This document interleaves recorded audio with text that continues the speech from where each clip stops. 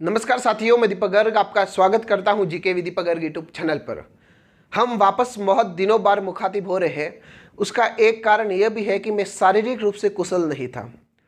हालांकि कुशल तो मैं आज भी नहीं हूं, आज भी मुझे जुकाम है, लेकिन थोड़ा सा बोल पा रहा हूं, तो मैंने कहा एक वीडियो बनाई जाए। ठीक है, अगर आपको आवाज़ में कुछ खेद होता है, कुछ सुनने में प्रॉब्लम होती है, तो उसके लिए मैं पहले ही माफ़ी चाहूँगा। ठीक है, आज की साथियों जो ये वीडियो है, ये किसी एग्जाम के लिए नहीं है, यह बल्कि एग्जाम की रणनीति के लिए है। आप कहोगे सर किस प्रकार? जो यूट्यूब पर जो रणनीति चलती है वो नहीं कि 45 दिन में टॉपर कैसे बने, 15 दिन में टॉपर कैसे बने, 1 दिन में टॉपर कैसे बने, अपनी वो वाली रणनीति नहीं है। अपन जो भी कहेंगे साक्ष्य के साथ कहेंगे, मैं प्रूफ भी बताऊंगा आपको। और मेरा जो परसेप्शन है आज की जो ये वीडियो बनाने का, उसमें से एक कारण ये भी है, बहुत सारे लोग मिलते हैं और लगातार मैसेज आ रहे थे कि सर हम पढ़ते भी हैं, याद भी करते हैं, लेकिन एग्जाम में जाते हैं तब हम जो पढ़ते हैं वहां से प्रश्न नहीं मिलते, किसी और जगह से प्रश्न मिलते हैं। एक और प्रश्न आ रहा था कि सर हम पढ़ते हैं, एग्जाम में जाते हैं, लेकिन हमारा सिलेक्शन नहीं होता, क्या कारण है? हालांकि मैं फिजिकली बहुत लोगों को उत्तर दे चुका हूँ और मैसेज के तौर पर भी बहुत लोगों को उत्तर दिया है, लेकिन ये जो प्रश्नों का सिलसिला है ख़त्म नहीं हो पा रहा था, रेगुलर प्रश्न आ रहे थे। तो मैंने सोचा कि क्यों ना इस पर एक वीडियो बनाई जाए। ठीक है, तो आज की जो ये वीडियो है ये 2 टॉपिकों पर रहेगी कि आप याद भी करते हो, राजाओं को पढ़ते भी हो, फिर भी वहाँ से प्रश्न क्यों नहीं आते, और आप याद करते हो आपका सिलेक्शन क्यों नहीं होता। ठीक है, मैं मेजर कारण बताऊँगा और तथ्य के साथ बताऊँगा। ठीक है, शुरू करते हैं। देखो, पहली बात कि हम जो पढ़ते हैं वहां से प्रश्न क्यों नहीं आते। भाई सवाल में भी तो एक सवाल है, क्यों नहीं आते? कुछ तो कारण रहा होगा, कि कुछ तो कारण रहा होगा, यूं ही कोई बेवफा नहीं होता। तो कौन सा कारण है जिसमें हम गलती करते हैं और हमारा सिलेक्शन नहीं होता? देखो, हर राजा की अपना अपना क्षेत्र होता है। अब कोई भी राजा लो, मैं आपको हालांकि प्रूफ बताऊंगा, आपको पता है मैं बिना तथ्य के बात करने से बचता हूं। ठीक है, हर राजा का अपना अपना क्षेत्र होता है। क्या होता है? क्षेत्र माने राज्य नहीं, क्षेत्र माने कि उस राजा का किस क्षेत्र में क्षमता ज्यादा है, किस क्षेत्र में प्रसिद्धि है। मैं आपको उदाहरण के तौर पर बताऊं कि देखो, आज यदि आप मेरे पास आओगे तो आप मेरे से क्या सवाल करोगे? आप मुझे पूछोगे कि सर हिस्ट्री कैसे पढ़े, जियोग्राफी कैसे पढ़े, इस प्रकार से पढ़ाई से रिलेटेड पूछोगे। ठीक है, तो मेरा जो क्षेत्र हुआ वो पढ़ाई हो गया। ठीक, आप कपड़ों के व्यापारी के पास गए, अब वहां जाके ये थोड़ी ना पूछोगे कि राजस्थान का दूसरा सबसे बड़ा शाखा या राजस्थान का पहला सबसे बड़ा शाखा कौन सा है। वहां तो आप ये पूछोगे कि सर मुझे बताइए कि आपके पास कौन कौन से कपड़े हैं, कपड़ों की क्या वैरायटी है, और कौन सा कपड़ा कितने पैसों में मिलता है। आप यदि आप होटल के स्टाफ के पास जाओ तो आप वहां क्या सवाल पूछोगे? वहां ये थोड़ी ना पूछोगे कि राजस्थान का प्रथम शाखा कहां हुआ। आप वहां पूछोगे कि सर आपके पास कौन कौन से मेन्यू है, मेन्यू में कौन कौन सी डिशेज है, पनीर भुर्जी की क्या प्राइस है, मलाई कोफ्ता की क्या प्राइस है, दाल फ्राई की क्या प्राइस है, अब वो पूछोगे। मतलब होटल वाला का क्षेत्र कौन सा हुआ? खाना बनाने से रिलेटेड। व्यापारी का क्षेत्र कौन सा हुआ?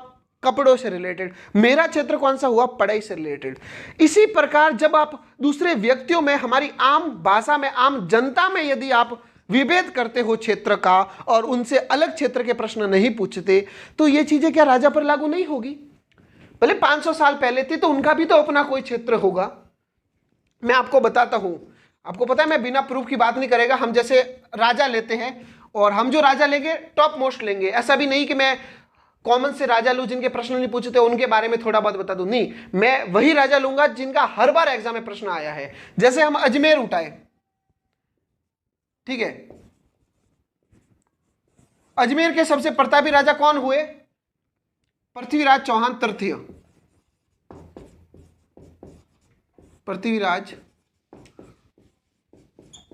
चौहान तृतीय, अजमेर के सबसे प्रतापी राजा, अंतिम हिंदू सम्राट, दलपंगुल, विश्व विजेता। ठीक है, ये इनके उपनाम है।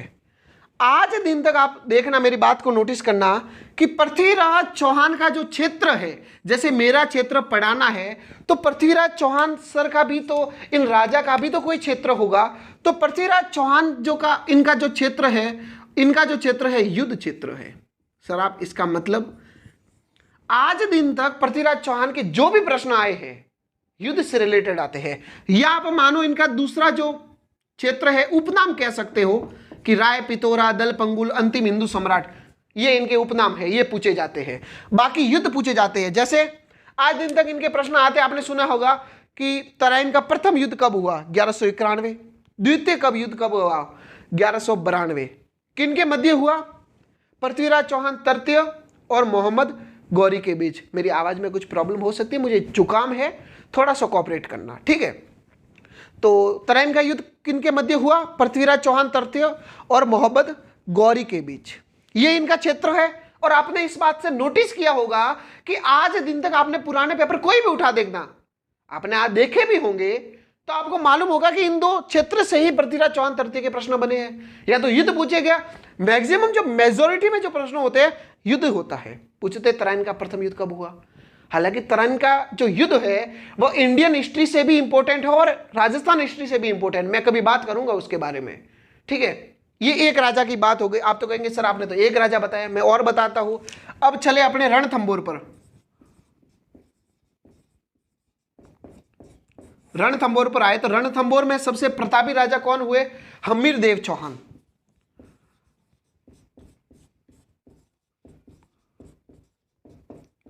तो हम्मीरदेव चौहान का भी तो कोई ना कोई क्षेत्र होगा।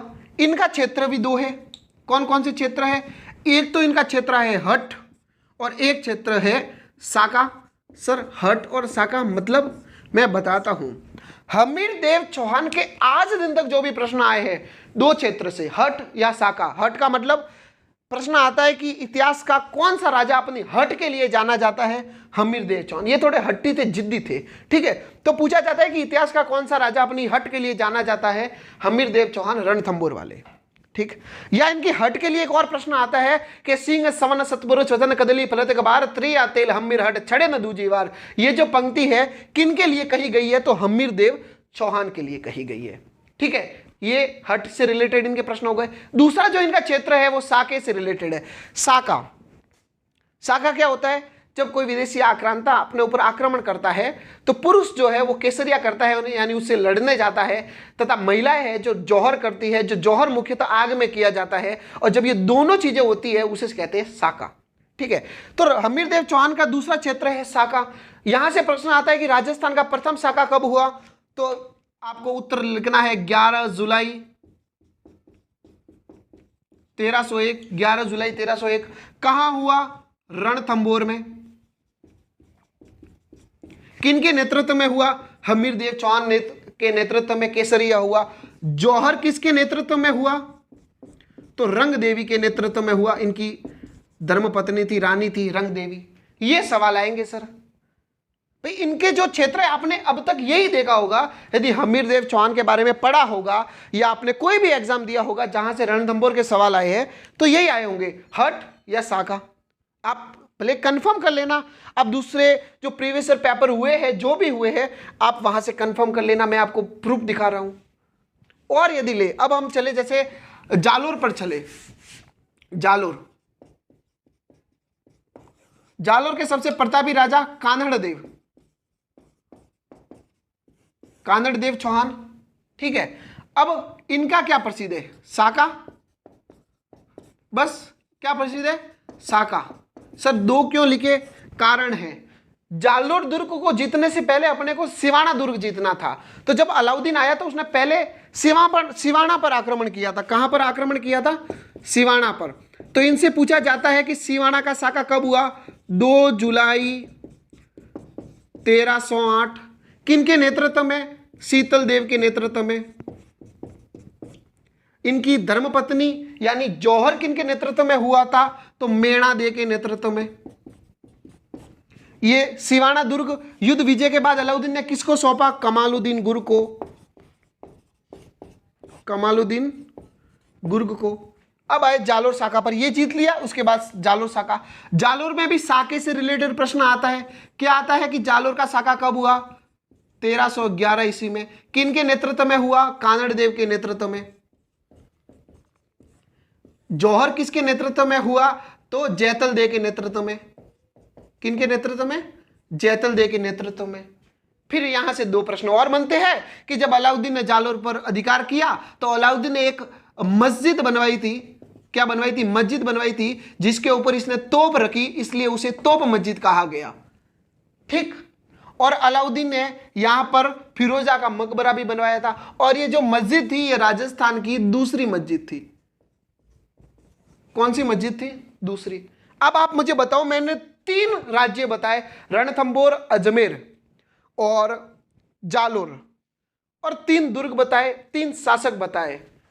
आज दिन तक आप कंफर्म कर लेना, जो भी प्रश्न आए हैं पृथ्वीराज चौहान से रिलेटेड 2 प्रश्न आएंगे, या तो उपनाम, राय पिथौरा, दलपंगुल, अंतिम हिंदू सम्राट, या युद्ध, तराइन का प्रथम युद्ध, तराइन का द्वितीय युद्ध। रणथंबोर से आएगा तो हमीरदेव चौहान के बारे में आएगा, मेजोरिटी में प्रश्न आएगा कि हट के लिए कौन सा व्यक्ति जाना जाता है, या साका, राजस्थान का प्रथम साका कहां हुआ, रणथंबोर में कब हुआ? 11 जुलाई 1301। कानड़ देव का यदि प्रश्न बनता है तो क्या आता है कि सिवाना का साका कब हुआ, या जालोर का साका कब हुआ, या तोप मस्जिद किसने बनाई, या तोप मस्जिद कहां है।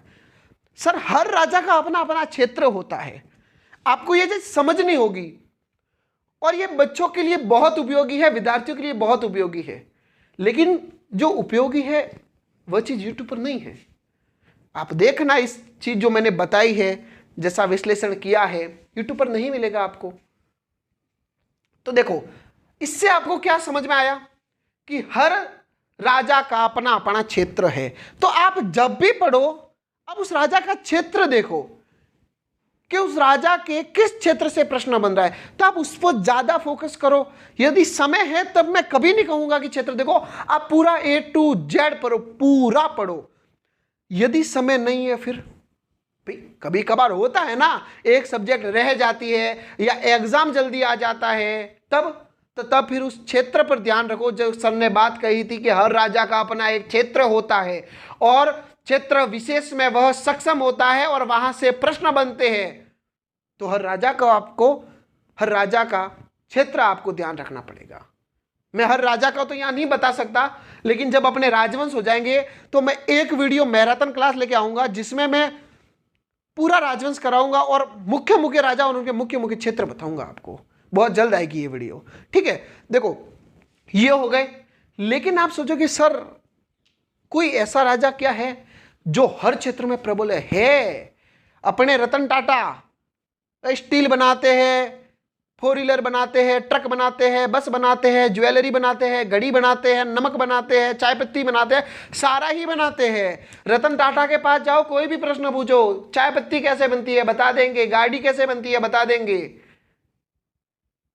नमक कैसे बनता है बता देंगे वो। तो ये जो है क्वालिटी, ये बहुत चुनिंदा राजाओं में होती है। लेकिन एक राजा है जो मुझे ध्यान आ रहा है, राणा कुंभा। वैसे हम मेवाड़ का इतिहास पढ़ रहे हैं और हमने पिछली कक्षा में मोकल तक पढ़ लिया था, लेकिन जो आगे वाली कक्षा आएगी उसमें हम राणा कुंभा को शुरू करेंगे और इतने बेहतर तरीके से बताऊंगा कि आपने कभी सोची ना होगी। मैं आपको बताता हूं जैसे राणा कुंभा के बारे में कि राणा कुंभा क्यों और राजाओं से अलग है। राणा कुंभा जो मेवाड़ में राजा हुए सर, वो अन्य राजाओं से बहुत अलग है, क्योंकि हर राजा अपने अपने क्षेत्र में प्रसिद्ध होता है। मैंने आपको अभी बताया और साक्ष्य दिए। अब जैसे बात करें हम राणा कुंभा की,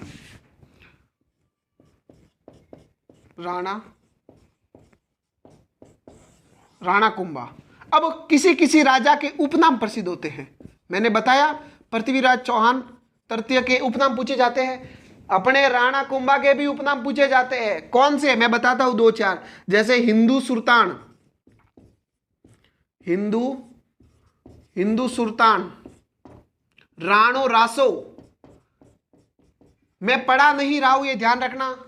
आप सोचो कि मैं राणा कुंभा पढ़ा रहा हूं, नहीं नहीं नहीं। राणा कुंभा इतिहास की दृष्टि से सबसे बड़े शासक है। इनको पढ़ाने में 3 से 4 कक्षाएं आएगी आपको। और मेरी एक शुरू से आदत रही है कि मैं यदि नहीं करवाता, यदि कोई करवाता हूं तो नेक्स्ट लेवल। मतलब मेरा मानना है कि देखो आप कांस्टेबल की भले ही तैयारी करो, आप कभी तो ऐसा ही दोगे, आप कांस्टेबल कितने की देर रहोगे, ऐसा ही दोगे। जो ऐसा ही की तैयारी करेगा, ऐसा ही बनेगा, वो आरएस देगा। तो हर बार नोट्स नहीं बनाओगे, हर बार उसके लिए अलग कोचिंग करोगे। भाई कोचिंग तो एक बार होती है, पढ़ा तो एक बार जाता है, उसको रिवाइज करा जाता है हर एग्जाम के लिए। तो क्यों हम कांस्टेबल की तैयारी करें और उसमें आरएस लेवल तक पढ़े। भाई एक पेज और अन्य लगेगा, एक पेज और आपको पढ़ना पड़ेगा, एक पेज के और नोट्स बनाने पड़ेंगे। समस्या क्या है, आपको बार बार तो कोचिंग नहीं जाना पड़ेगा। तो मेरा हमेशा से भी यही पर्सपेक्टिव रहा है कि मैं जो भी पढ़ाऊं वो मोर देन सफिशिएंट हो। आप भले आरएस दो, एलडीसी दो, सेकंड ग्रेड दो, फर्स्ट ग्रेड दो, कोई भी एग्जाम दो, मोर देन सफिशिएंट। इसलिए हम जब कुंभा पढ़ेंगे तो मैं इस तरीके से पढ़ाऊंगा, बहुत सारी चीजें ऐसे ऐसे बताऊंगा जो आपने कभी सोची ना होगी। ठीक है, जैसे मैं बताता हूं, इनके उपनाम लोगों के प्रसिद्ध होते हैं। मेजोरिटी में राजाओं के उपनाम प्रसिद्ध होते हैं, इनके भी उपनाम प्रसिद्ध है। उपनाम है हिंदू सुल्तान, राणो रासो, अभिनव भट्टाचार्य। ठीक है, किसी किसी राजा के संधियां प्रसिद्ध होती है। क्या प्रसिद्ध होती है? संधि। संधि से प्रश्न आते हैं, इनके भी संधि प्रसिद्ध है। आवल बावल संधि, चंपानेर संधि। किसी किसी राजा के युद्ध प्रसिद्ध होते हैं, इनके भी युद्ध प्रसिद्ध है। सारंगपुर का युद्ध 1437, बदनौर भीलवाड़ा का युद्ध 1457। किसी किसी राजा के स्तंभ प्रसिद्ध होते हैं, इनके भी स्तंभ प्रसिद्ध है। विजय स्तंभ, विजय स्तंभ। किसी किसी राजा के ग्रंथ प्रसिद्ध है, इनके भी ग्रंथ प्रसिद्ध है। इनके ग्रंथ है संगीत सुधा, सुधा प्रबंध, संगीत मीमांसा, संगीत राज, एकलिंग महात्म्य। ये बहुत प्रसिद्ध ग्रंथ है सर, कई बार इनके एग्जाम में प्रश्न आए। तो इनका तो क्षेत्र ग्रंथ वाला भी है। किसी किसी राजा के दुर्ग प्रसिद्ध होते हैं, इनके भी दुर्ग प्रसिद्ध है। कुंभलगढ़ दुर्ग, बसंतगढ़ दुर्ग, अचलगढ़ दुर्ग, बैराट, भोमट, मचान, बहुत सारे दुर्ग बनाए। हर बार एग्जाम में प्रश्न आता है। किसी किसी राजा के टीके प्रसिद्ध होते हैं। अब आप पूछोगे टीके क्या होते हैं, जब मैं राणा कुंभा पढ़ाऊंगा तब बहुत विस्तार में बताऊंगा कि टीके क्या होते हैं। अब आपके लिए अभी के लिए ये समझो, वो टीका नहीं जो महिलाएं डालती है, टीका जो किसी किताब पर लिखा जाता है, किसी गीत पर लिखा जाता है। ठीक है, टाइटल आप समझो। अभी के लिए मैं जब कुंभा पढ़ाऊंगा तब विस्तार में एक एक चीज बताऊंगा। ठीक है, टीका, टीका लोगों के प्रसिद्ध होते हैं। हमारे महाराणा कुंभा के टीके भी प्रसिद्ध है। कौन कौन से? सबसे प्रसिद्ध रसिक प्रिया, दूसरा चंडी शतक, तीसरा संगीत रत्नाकर। शायद आपने नाम बहुत कम सुने होंगे, मैं आपको बताता हूं। किसी किसी राजा के नाटक प्रसिद्ध होते हैं, अपने इनके भी नाटक प्रसिद्ध है, बहुत नाटक प्रसिद्ध है। कौन कौन से? मुरारी संगति, रस नंदिनी, अतुल्य चातुरी। मुरारी संगति, रस नंदिनी, अतुल्य चातुरी, इनके नाटक है। आपने तो पढ़े भी नहीं होंगे, बहुत सारे मेजॉरिटी में टीचर नहीं करवाते इनके नाटक, मैं करवाऊंगा आपको। मुझे पता है ना, बच्चा बार बार थोड़ी ना पढ़ेगा। अब नाटक और ये टीके दो नहीं करवाए तो क्या वो जब आरएस की तैयारी करेगा और अन्य पढ़ेगा? भाई एक बार में पढ़ो ना, उसको खत्म करो कहानी को। ठीक है, नाटक प्रसिद्ध है। बहुत सारे मेजॉरिटी में राजाओं के दरबारी विद्वान प्रसिद्ध होते हैं। क्या प्रसिद्ध होते हैं? दरबारी विद्वान। इनके कहां रहने वाले थे दरबारी विद्वान? एक से एक आदमी, टॉप आदमी। मैं बताता हूं इनके दरबारी विद्वान कौन कौन से। जैसे इनके दरबारी विद्वान है, उलझ गया मैं थोड़ा माइक में। हाँ, दरबारी विद्वान है कान्ह व्यास, मंडन, और एक तीसरा और है जिसे हम बोलते हैं गोविंद। बहुत प्रसिद्ध है ये गोविंद, मंडन, कान्ह व्यास। बहुत बार एग्जाम में प्रश्न आया। कान्ह व्यास सबसे खास राणा कुंभा का दरबारी विद्वान था। मंडन, इनके तो दरबारी विद्वान ने घर पे जाके जो छुपके सोनके किताब लिखी। हमारे सिरोही क्षेत्र में सोनके का मतलब होता है जो छुपके से कार्य किया जाता है, छुपके से, किसी को बताया नहीं जाता है, कोने में जाकर अकेले कोई कार्य करके आता है, उसको बोलते हैं सोनके। तो इनके जो दरबारी विद्वान मंडन है, वही सोनके जो किताब लिखी वह भी पूछी। मैं बताता हूँ कौन सी। मंडन की बहुत सारी किताब, जैसे राजवल्लभ, प्रसाद मंडल, कोदंड मंडल, शकुन मंडल, बहुत सारी किताबें हैं जो मंडन की पूछी गई। गोविंद की भी बहुत सारी किताबें हैं जो पूछी गई। मैं आपको जब राणा कुंभा पढ़ाऊंगा तब बताऊंगा। तो ये तो अपने एक क्षेत्र नहीं है, लेकिन आप सोचोगे सर तो फिर कैसे पता चलेगा कि किसी कौन सी राजा का सारे क्षेत्र में वो बलवान है और कौन सा राजा सीमित क्षेत्रों में? यही राजा है, मैंने पढ़ाया ना। अपनी चल रही है मेवाड़ की क्लासेस, मैं उनमें हर बार बताता हूं कि आपको कौन से टॉपिक में क्या पढ़ना है, इस राजा में कौन सी चीजों पर फोकस करना है, कौन सी चीजें छोड़ सकते हो। लेकिन मेरे हिसाब से महाराणा कुंभा के अलावा मुझे और कोई शासक नहीं लगता जिनकी इतनी सारी जो क्षेत्र है और सारे क्षेत्र से हर बार प्रश्न आए। एक भी ऐसा क्षेत्र नहीं है जहां से प्रश्न नहीं बना, हर क्षेत्र से प्रश्न आए। महाराणा कुंभा अपने आप में तोप आदमी है यार, ठीक है। ओ अपने रतन टाटा साहब कम है यार, नमक बनाते हैं, प्लेन बनाते हैं, बस बनाते हैं, तो ऑलराउंडर आदमी है। तो राणा कुंभा भी ऑलराउंडर थे, सब चीजों का ज्ञान था, राजगुरु कहा जाता है इन्हें, गुरुओं का गुरु भी कहा जाता है, ठीक है, महाराणा कुंभा। तो ये चीज क्या थी, ये आपको शायद नहीं लगी होगी। तो चीज सर नहीं होती है, आपको पढ़ाई का तरीका बदलना होगा। आज की जो ये दुनिया है, आज की जो एटमॉस्फेयर है, जो एग्जाम का स्ट्रेटेजी है, वो नहीं है जो 5 साल 10 साल पहले थी। आपको लग सकता है आप यदि तैयारी वो ही कर रहे हो जो 5 साल पहले किसी ने कर रखी है, मूर्ख हो आप। अब आप पूछोगे सर कैसे, मैं बताता हूं। जैसे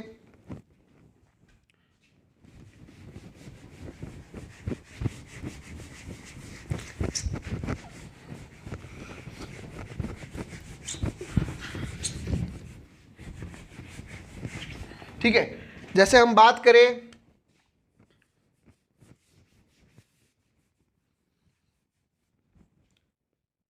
आज से 5 से 6 साल पहले जो एग्जाम की स्ट्रेटेजी थी, जो एग्जामिनर के क्वेश्चन डालने का पॉइंट ऑफ व्यू था, वो किस प्रकार था? पहले जो पूछा जाता था पॉलिटिकल हिस्ट्री,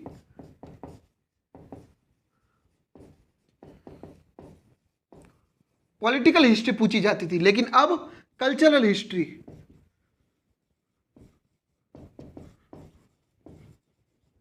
अब कल्चरल हिस्ट्री पूछी जाती है।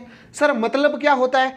आज से 5 से 6 साल पहले पूछे जाते थे इस राजा के कितने पुत्र हैं, कितनी रानियां हैं, घर वालों का इंट्रोडक्शन पूछा जाता था। अब नहीं पूछा जाता, और बल्कि अब तो मैं ये कहता हूं कि कल्चरल हिस्ट्री का मतलब ये हुआ कि कभी कभार तो हमें भी संदेह होता है कि कौन सा प्रश्न आर्ट एंड कल्चर का है और कौन सा प्रश्न इतिहास का है, हिस्ट्री का है। कल्चरल हिस्ट्री आज ये पूछेंगे कि इस राजा ने कौन से दुर्ग बनाए, तो दुर्ग क्या आर्ट एंड कल्चर में नहीं है। पूछेंगे कि इसने कौन से ग्रंथ लिखे, ग्रंथ आर्ट एंड कल्चर में नहीं है। बताएंगे कि इसकी उपाधियां कौन सी थी, इनकी संधियां कौन सी थी, इनके स्तंभ पूछेंगे, दुर्ग पूछेंगे, टीके पूछेंगे। ये चीजें आज कल्चरल हिस्ट्री में आती है। उसके साहित्यिक किताबें पूछी जाती है, उसके दरबारी विद्वान पूछे जाते हैं। आज आप यदि पहले जैसी तैयारी कर रहे हो तो आप भूल कर रहे हो सर, टाइम लग सकता है आपको। आज का जो समय है पॉलिटिकल हिस्ट्री का नहीं है, कल्चरल हिस्ट्री का है। जान के क्या करोगे आप उस राजा के कितनी पत्नियां थी?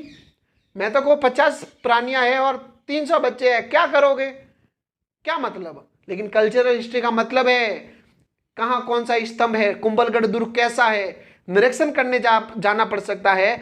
बहुत चीजें टूरिज्म के हिसाब से वो देखी जा सकती है। तो इसलिए कल्चरल हिस्ट्री को बढ़ावा दे रहे हैं। जिसके पास समय कम है, एग्जाम पास में है, तो वो सिर्फ कल्चरल हिस्ट्री पढ़ सकता है। उस राजा के उपनाम हो गया, उस राजा ने कौन से दुर्ग बनाए, उस राजा ने कौन सी किताब लिखी, उस राजा ने कौन से ग्रंथ है, और दरबारी विधान पढ़ लो, 15 में से 20 सवाल राइट हो जाएंगे। बहुत सारी चीजें हैं सर, मैं बताऊंगा इसके बारे में, कभी विस्तार से वापस बात करूंगा तब मैं ज्यादा डिटेल में बताऊंगा।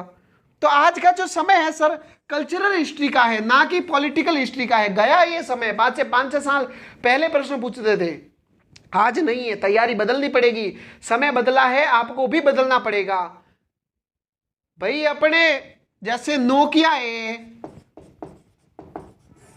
एक समय ऐसा था जब गांव में जाता, मेरे साथ खुद जब मैं गांव में जाता था, मेरे पास कोई लावा माइक्रोमैक्स का कभी फोन हुआ करता था। तो जब गांव में जाता बता कौन सा फोन है जी माइक्रोमैक्स, तो बूढ़े जो व्यक्ति थे वो चाइना मानते थे, आज भी है। यदि आप बूढ़े व्यक्ति को कहोगे कौन सी कंपनी का मोबाइल है, उनके हिसाब से नोकिया और सैमसंग ही लीडिंग कंपनी है, अच्छी कंपनी है, द बेस्ट कंपनी है। दूसरी जो भी है माइक्रोमैक्स, लावा, MI, शाओमी, ब्लैकबेरी, जो भी है आज दिन तक चाइना है। ये तो नोकिया और सैमसंग को ही मानते थे कि सबसे अच्छी कंपनी है गांव में, फिर ऐसा क्या घटना घटी कि अब नोकिया के फोन बिकने बंद हुए? यही सर, दौर बदला, इंसान नहीं बदला। मैं बताता हूं, जैसे नोकिया के बारे में, जब नोकिया कंपनी लीडिंग पर चल रही थी तो दूसरों ने थोड़ा ट्रेंड चेंज किया। दूसरों ने फ्लिप फोन निकाले, ये अपना डबला निकाल रहा था। दूसरों ने फ्लिप फोन में कैमरा निकाला, ये अपना डबला निकाल रहा था। दूसरे स्क्रीन टच पे आए, इसने फ्लिप निकाले। दूसरे जब स्क्रीन टच पे आए और बहुत सारी स्क्रीन टच में आई कंपनियां, नहीं वो लीडिंग बन गई। उन्होंने बहुत अच्छे कैमरे दिए, उन्होंने साउंड की क्वालिटी को अच्छा किया, डिस्प्ले को अच्छा किया। ये तब भी छोटे मोबाइल, जब इसको पैरों में दिखा कि अब तो अपने एक भी नहीं बिक रहे हैं, डबले वापस आ रहे हैं, इसने फिर अपने जो है स्क्रीन टच मोबाइल निकाले। फिर क्या होगा? समय तो गया, अब ये नहीं दिखते, क्योंकि इसकी जगह दूसरी कंपनियों ने ले ली। आज एप्पल है, सैमसंग है, ले ली इसकी जगह। इसके भी जो मार्केट था वो दूसरी कंपनियों ने कवर कर लिया। क्यों? समय के साथ नहीं बदला। मैं यही कह रहा हूं, पॉलिटिकल हिस्ट्री का जमाना नहीं है, कल्चरल हिस्ट्री का जमाना है। और ऐसे ऐसी बहुत सारे तथ्य है, ये तो एक तथ्य है, ये दूसरा। मैं बहुत सारे तथ्य दे सकता हूं कि आज जो एग्जाम में सिलेक्शन ना होने के बहुत सारे कारण हैं। मैं बताऊंगा कभी कि किस किस कारण है, जो मेजोरिटी में जो कारण है, कहां से हमारा सिलेक्शन नहीं हो पाता। कल्चरल हिस्ट्री पढ़ो आप, आपको पढ़ना पड़ेगा।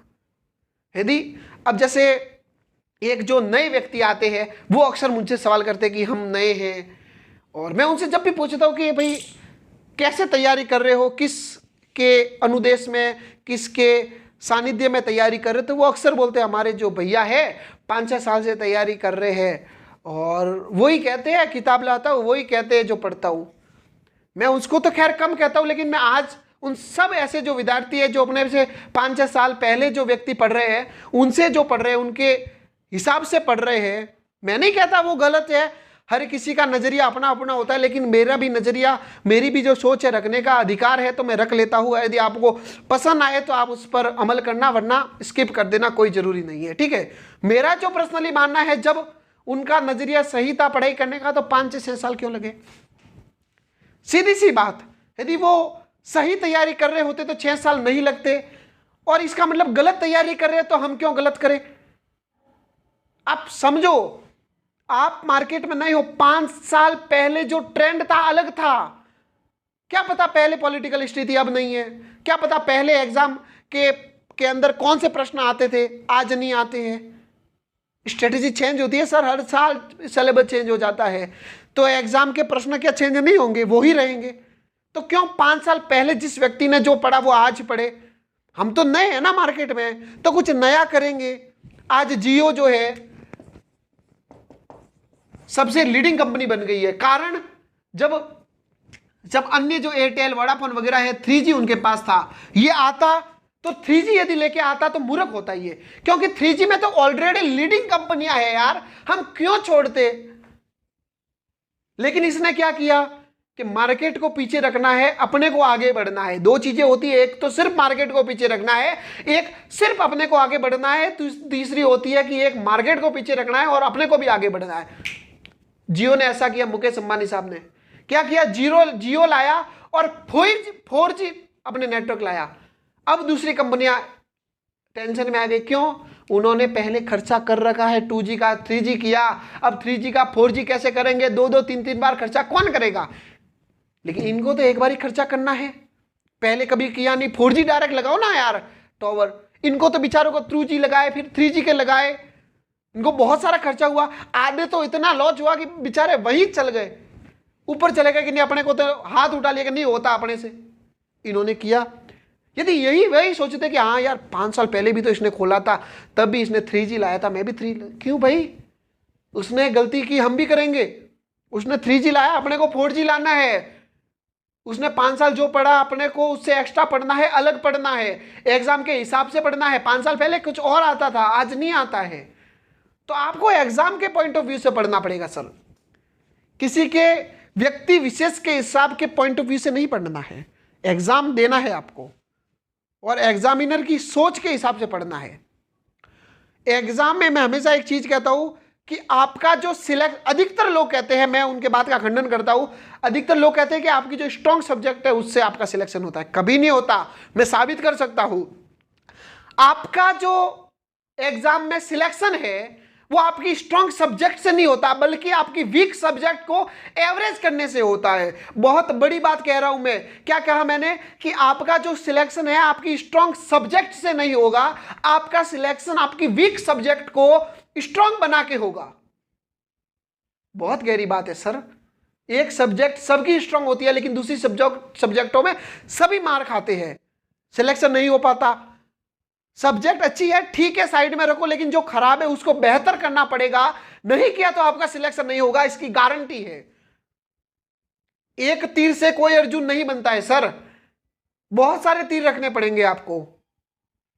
ठीक है, तो आज की जो ये वीडियो थी, हमने देखा कि एग्जाम का पर्सपेक्टिव क्या है, एग्जामिनर कौन सी दिशा से सोचता है, किस राजा से कौन से प्रश्न बार बार पूछे जा रहे हैं। मैंने आपको उनके क्षेत्र बताए, उनमें एक ऐसा उदाहरण दिया जो सबों को मिला के बनता है, महाराणा कुंभा।